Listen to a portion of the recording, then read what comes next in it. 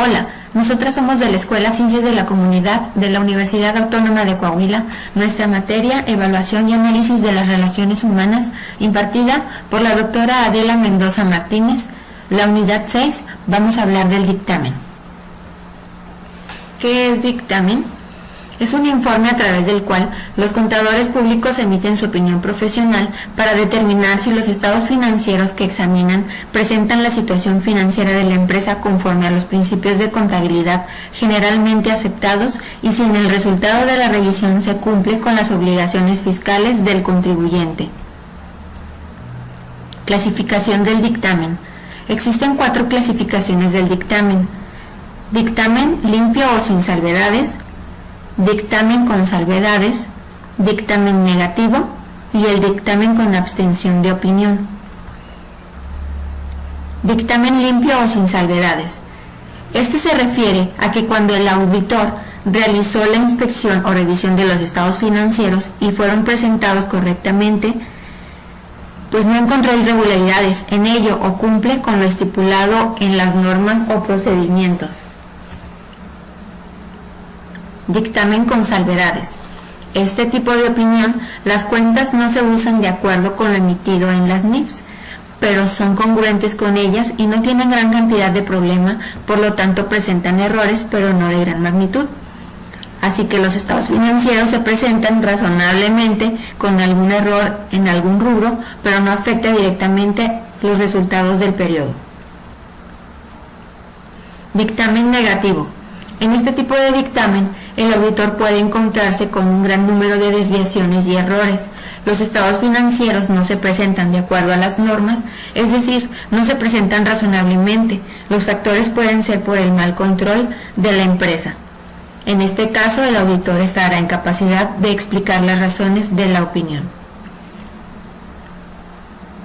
Dictamen con abstención de opinión, que es nuestro último dictamen. En este tipo de dictamen, el auditor se abstiene de hacer una opinión. Normalmente se da cuando los estados financieros no están razonables y no se cumplen con las normas. A continuación, detallaremos los procedimientos del dictamen.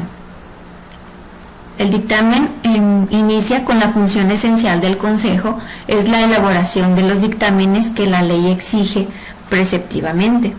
Los dictámenes deben ser emitidos en el plazo de un mes a contar desde la entrada en el registro del Consejo Consultivo del expediente completo. Después, la solicitud de dictamen se formulará por escrito, expresará con claridad el objeto y alcance de la consulta y acompañará el expediente administrativo completo. Una vez recibida la solicitud del dictamen, el letrado secretario general, según su entrada, lo anotará en el libro de registros de asuntos y dará cuenta al presidente. El presidente, a su vez, acordará su admisión definitiva o provisional o propondrá al Consejo su inadmisión. Después, la resolución de admisión determinará el procedimiento de tramitación como ordinario, urgente o muy urgente. Entonces, admitida definitivamente una consulta, el presidente turnará en ponencia ordinaria, dando cuenta al consejero designado y al pleno en sesión ordinaria.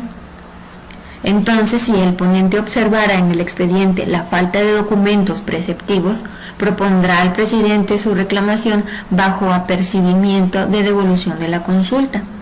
Entonces, el consejero consultivo podrá solicitar, por conducto de su presidente, que se complete la documentación con cuantos antecedentes, informes y pruebas considere necesarios. En este supuesto, quedará en suspendo el plazo para dictaminar.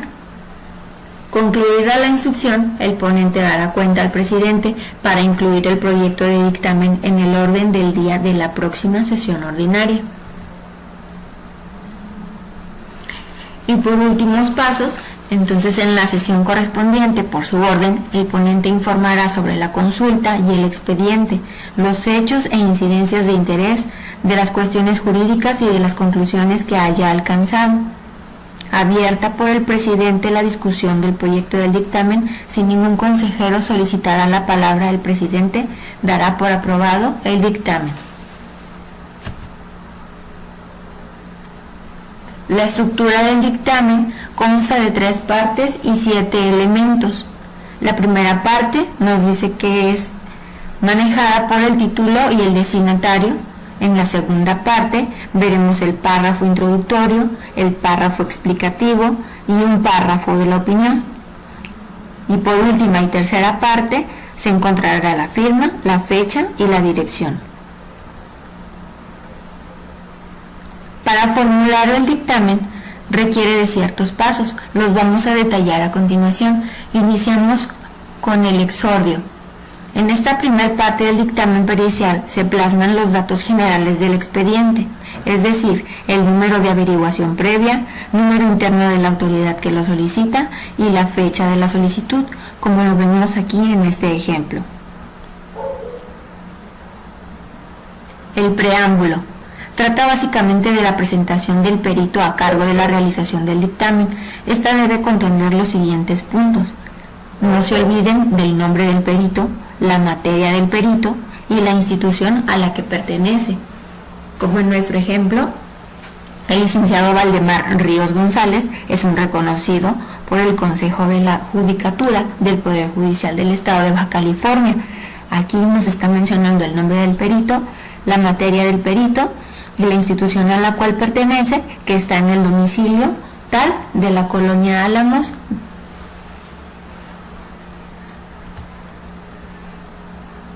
El planteamiento del problema. En esta parte del dictamen se describirán las cuestiones que el perito deberá resolver, como lo vemos en el ejemplo. Aquí el perito va a determinar si el documento del papel con apariencia de un billete es apócrifo. Va a determinar el perito las medidas de seguridad que presenta el documento de papel con apariencia de billete y se carece de alguna que sea especificada. Es básicamente identificar qué es lo que va a dictaminar el perito. Seguimos con los elementos del análisis pericial. Consiste en la descripción de cada elemento que será estudiado y analizado en el dictamen.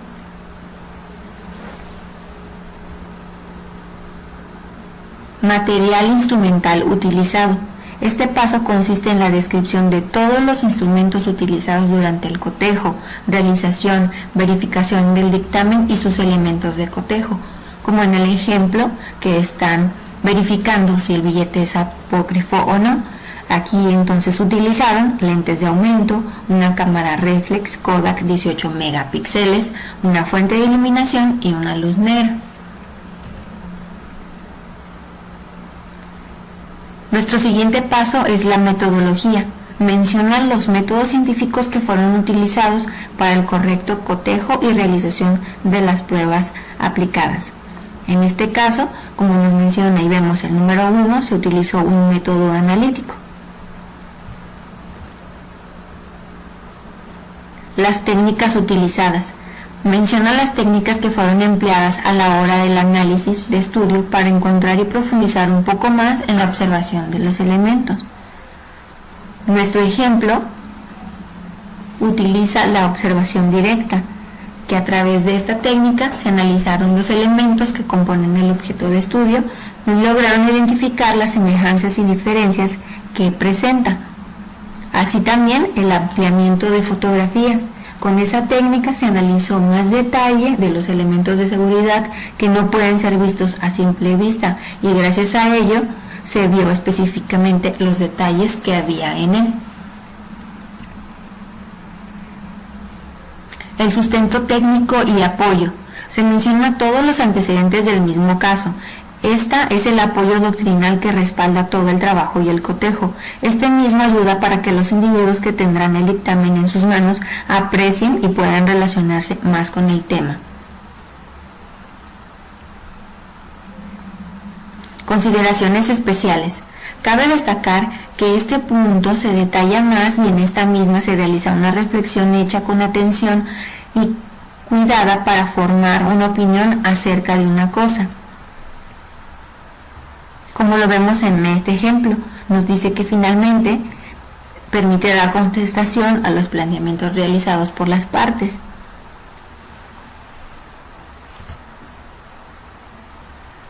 Las conclusiones.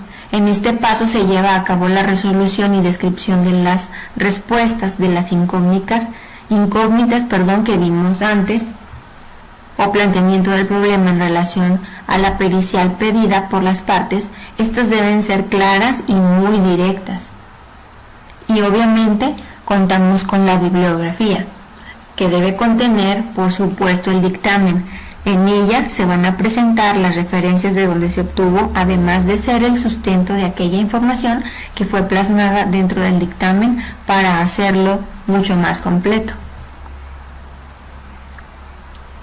Por último, tenemos el cierre. Como lo dice la palabra, consiste en el cierre del dictamen, en la cual se escribe el nombre del perito que realizó el dictamen, además de su firma.